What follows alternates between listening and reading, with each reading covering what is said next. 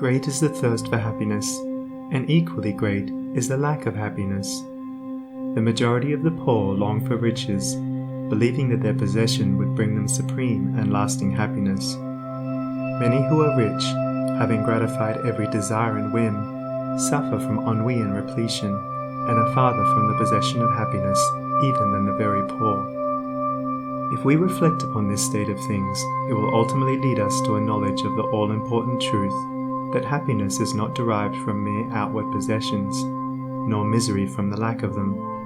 For if this was so, we should find the poor always miserable, and the rich always happy, whereas the reverse is frequently the case. Some of the most wretched people whom I have known were those who were surrounded with riches and luxury, whilst some of the brightest and happiest people I have met were possessed of only the barest necessities of life.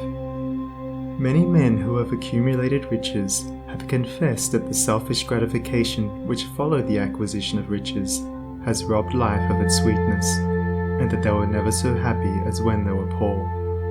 What then is happiness, and how is it to be secured? Is it a figment, a delusion, and is suffering alone perennial? We shall find, after earnest observation and reflection, that all, except those who have entered the way of wisdom, believe that happiness is only to be obtained by the gratification of desire. It is this belief, rooted in the soil of ignorance, and continually watered by selfish cravings, that is the cause of all the misery in the world. And I do not limit the word desire to the grosser animal cravings. It extends to the higher psychic realm, where far more powerful, subtle, and insidious cravings hold in bondage the intellectual and refined, depriving them of all that beauty, harmony, and purity of soul whose expression is happiness. Most people will admit that selfishness is the cause of all the unhappiness in the world, but they fall under the soul-destroying delusion that it is somebody else's selfishness and not their own. When you are willing to admit that all your unhappiness is the result of your own selfishness, you will not be far from the gates of paradise. But so long as you are convinced that it is the selfishness of others that is robbing you of joy, so long will you remain a prisoner in your self-created purgatory. Happiness is that inward state of perfect satisfaction which is joy and peace, and from which all desire is eliminated. The satisfaction which results from gratified desire is brief and illusionary, and is always followed by an increased demand for gratification. Desire is as insatiable as the ocean, and clamours louder and louder as its demands are attended to. It claims ever-increasing service from its deluded devotees, until at last they are struck down with physical or mental anguish, and are hurled into the purifying fires of suffering. Desire is the reign of hell, and all torments are centered there. The giving up of desire is the realization of heaven, and all delights await the pilgrim there. I sent my soul through the invisible, some letter of that afterlife to spell, and by my soul returned to me, and whispered, I myself am heaven and hell. Heaven and hell are inward states. Sink into self and all its gratifications, and you sink into hell. Rise above self into that state of consciousness which is the utter denial and forgetfulness of self, and you enter heaven. Self is blind, without judgment, not possessed of true knowledge, and always leads to suffering. Correct perception, unbiased judgment, and true knowledge belong only to the divine state, and only insofar as you realize this divine consciousness can you know what real happiness is.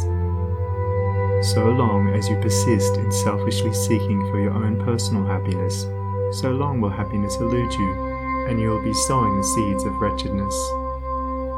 Insofar as you succeed in losing yourself in the service of others, in that measure will happiness come to you, and you will reap a harvest of bliss. It is in loving, not in being loved, the heart is blessed. It is in giving, not in seeking gifts, we find our quest. Whatever be thy longing or thy need, that do thou give, so shall thy soul be fed, and thou indeed shalt truly live. Cling to self and you cling to sorrow. Relinquish self and you enter into peace. To seek selfishly is not only to lose happiness, but even that which we believe to be the source of happiness. See how the glutton is continually looking about for a new delicacy wherewith to stimulate his deadened appetite, and how bloated, burdened, and diseased, scarcely any food at last is eaten with pleasure. Whereas, he who has mastered his appetite, and not only does not seek, but never thinks of gustatory pleasure, finds delight in the most frugal meal. The angel form of happiness, which men, looking through the eyes of self, imagine they see in gratified desire, when clasped, is always found to be the skeleton of misery. Truly, he that seeketh his life shall lose it, and he that loseth his life shall find it. Abiding happiness will come to you when, ceasing to selfishly cling, you are willing to give up.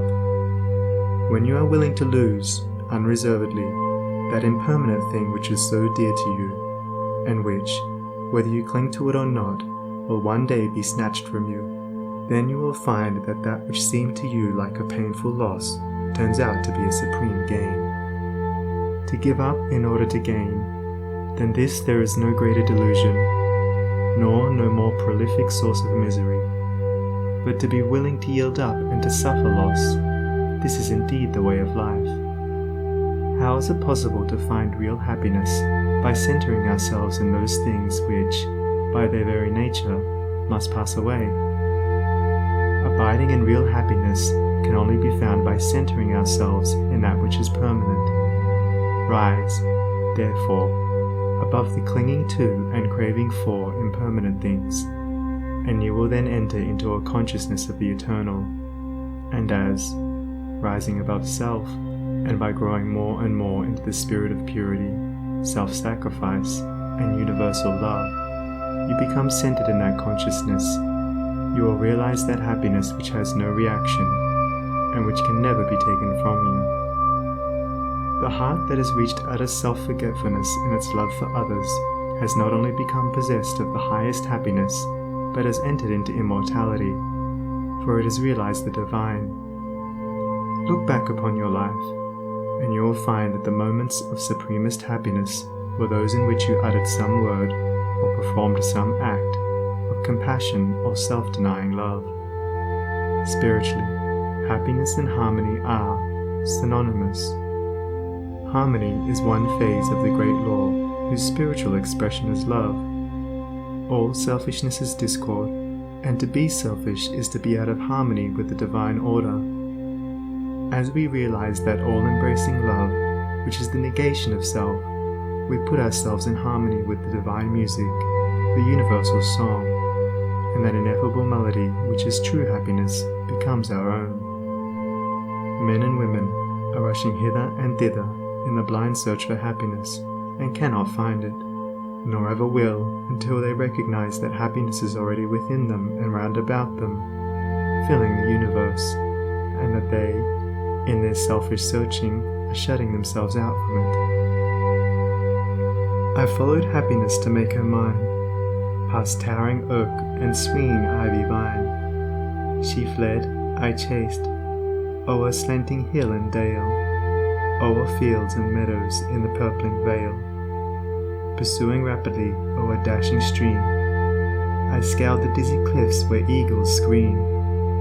I traversed swiftly every land and end, but always happiness eluded me. Exhausted, fainting, I pursued no more, but sank to rest upon a barren shore. One came and asked for food, and one for alms. I placed the bread and gold in bony palms. One came for sympathy, and one for rest. I shared with every needy one my best. When lo, sweet happiness, with form divine, stood by me, whispering softly, I am thine. These beautiful lines of Burleigh's express the secret of all abounding happiness. Sacrifice the personal and transient, and you rise at once into the impersonal and permanent. Give up that narrow, cramped self that seeks to render all things subservient to its own petty interests, and you will enter into the company of the angels, into the very heart and essence of universal love.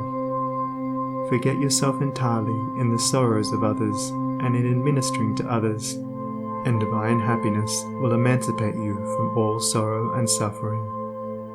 Taking the first step with a good thought, the second with a good word, and the third with a good deed, I entered paradise.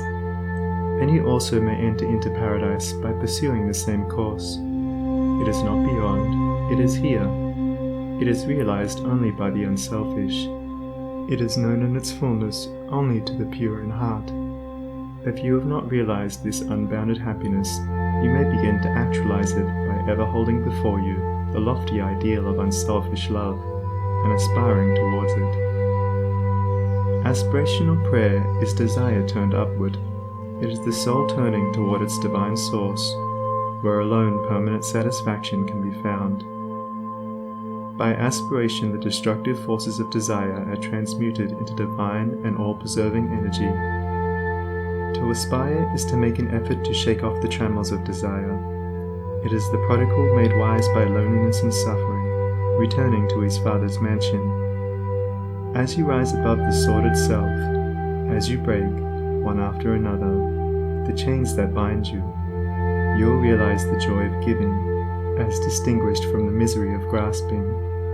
Giving of your substance, giving of your intellect, giving of the love and light that is growing within you. You will then understand that it is indeed more blessed to give than to receive, but the giving must be of the heart without any taint of self, without desire for reward.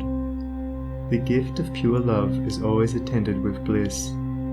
If, after you have given, you are wounded because you are not thanked or flattered, or your name put in the paper, know then that your gift was prompted by vanity and not by love, and you are merely giving in order to get, were not really giving, but grasping. Lose yourself in the welfare of others. Forget yourself in all that you do. This is the secret of abounding happiness. Ever be on the watch to guard against selfishness, and learn faithfully the divine lessons of inward sacrifice. So shall you climb the highest heights of happiness, and shall remain in the never-clouded sunshine of eternal joy, clothed in the shining garment of immortality. Are you searching for the happiness that does not fade away? Are you looking for the joy that lives and leaves no grievous day? Are you panting for the waterbrooks of love and life and peace? Then let all dark desires depart and selfish seeking cease. Are you lingering in the paths of pain, grief-haunted, stricken sore? Are you wandering in the ways that wound your weary feet the more? Are you sighing for the resting place where tears and sorrows cease? Then sacrifice your selfish heart and find the heart of peace.